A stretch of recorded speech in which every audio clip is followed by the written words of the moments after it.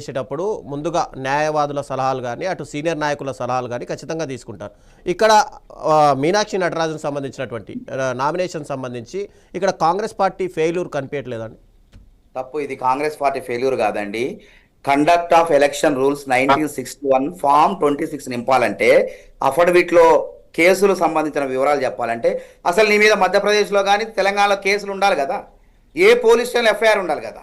అట్లాంటి గాంధేయవాది పైన ఎక్కడ కూడా ఏ నేరానికి పాల్పడిన గాంధేయవాది మీనాక్షి నటరాజన్ అంటే ఈ కేసు ప్రైవేట్ కేసు వేసింది వెనక కేసులు లేవు అని మీరు అంటున్నారు. ఒకవేళ కేసు ఉన్న విషయం కనుక ముందే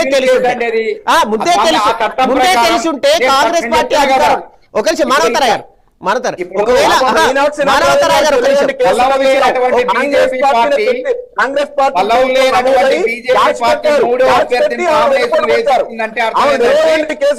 పూరితంగా దురుద్దేశంగా మీనాక్షి నటరాజన్ నామినేషన్ తిరస్కరిస్తున్నారని అర్థం. ఎందుకంటే 164 మంది ఎమ్మెల్యేలకు 2 రాజ్యసభ స్థానాలు రావాలి బీజేపీకి, కాంగ్రెస్ కి 63 ఉన్నాయి, 1 రాజ్యసభ స్థానం రావాలి. కాబట్టి గోతికా నక్కలెక్క మీనాక్షి నటరాజను ఈ కేసు ఎట్లాగూ అవగాహన ఉన్న వాళ్ళు బుద్ధున్నోళ్ళు ఎవరు కూడా గతంలో ఆమె ఎంపీగా కంటెస్ట్ చేశారు మధ్యప్రదేశ్ నుంచి. ఆమెకి ఏ కేసులు ఉన్నాయి, ఎట్లా పేర్కొనాలి అన్నీ తెలుసు ఆమెకి. అయినప్పటికీ ఇది నోటీస్ ఇచ్చిన సివిల్ అంశం, నోటీస్ ఇచ్చిన అంశాన్ని రిటర్నింగ్ అధికారి పరిగణలోకి తీసుకోకూడదు. కానీ దురదృష్టకరం ఏంటంటే కుట్ర రాజకీయాలు బీజేపీ ప్రోద్బలంతో రిటర్నింగ్ అధికారి నోటీసులు తిరస్కరించిండు. ఇది చట్ట వ్యతిరేకము. కాబట్టి మేము ఏమంటున్నాం, ఎన్నికల అధికారులకు ఫిర్యాదు చేసినాం, వాళ్ళు ఏ నిర్ణయం తీసుకుంటారో చూస్తాం.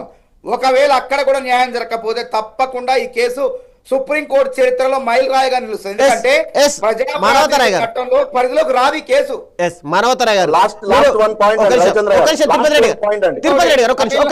మానవతరాయ్ గారు మీరు సుప్రీంకోర్టుకి వెళ్తామంటున్నారు, కానీ ఒక్కసారి ఈసీ నిర్ణయం తీసుకున్న తర్వాత అదే ఫైనల్ అనే ఒక ఇది అది కూడా నేను అదే చెప్తాను కదా. బీజేపీ వాళ్ళ రాజకీయం ఎట్లుందంటే అదే భారత రాజ్యాంగంలో 329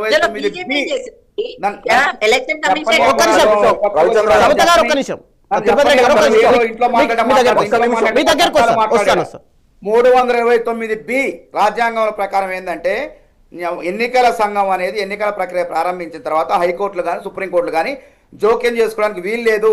ఇట్లాంటి చట్టాల్లో లొసుకుల ఆధారంగా చేసుకుని మీనాక్షి నటరాజన్ నామినేషన్ తిరస్కరించారు. అయినప్పటికీ ఇంకో వెసులుబాటు ఉన్నది. కాబట్టి మేము సుప్రీంకోర్టు అత్యవసర పిటిషన్గా విచారించే అవకాశం కూడా ఉన్నది.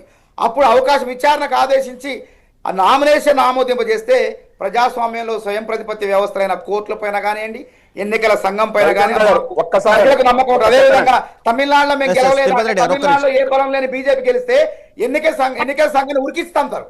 అదేవిధంగా ఏ బలం లేని కేరళలో బీజేపీ గెలిస్తే ఎన్నికల సంఘాన్ని ఉరికించి కొడతారు. అది గుర్తుపెట్టుకోండి. తెలంగాణలో బలం లేని బీజేపీ పార్టీ గెలిచి వెస్ట్ బెంగాల్ లో కూడా సేమ్ ఇదే మాట అన్నట్టున్నారు. వెస్ట్ బెంగాల్ లో రెండోసారి రెండో స్థానంలో వచ్చారు.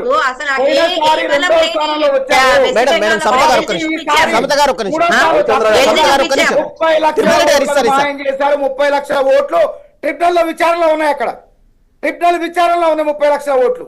కాబట్టి